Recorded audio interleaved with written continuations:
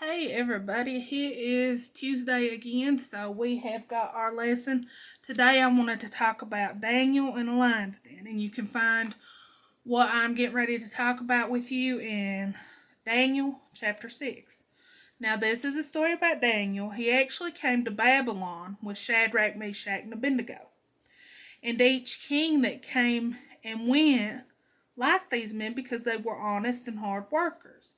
At this time, the king's name was Darius, and he also liked Daniel.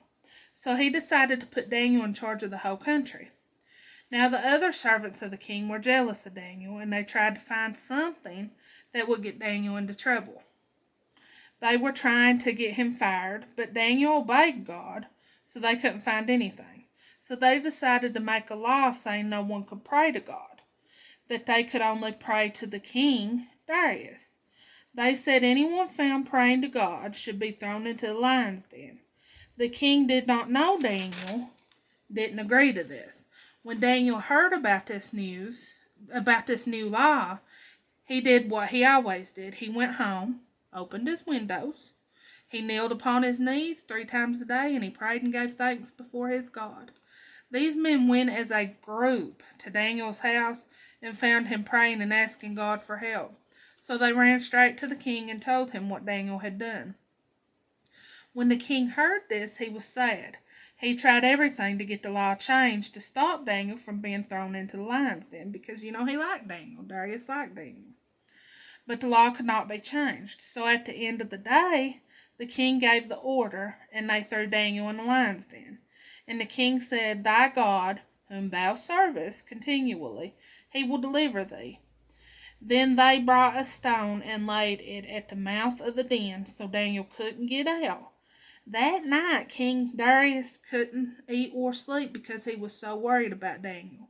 The next day, as soon as the sun came up, the king got up and ran to the lion's den. As he got closer, he shouted, O Daniel, servant of the living God, O servant of thy living God, is thy God whom thou servest continually able to deliver thee from the lions? Then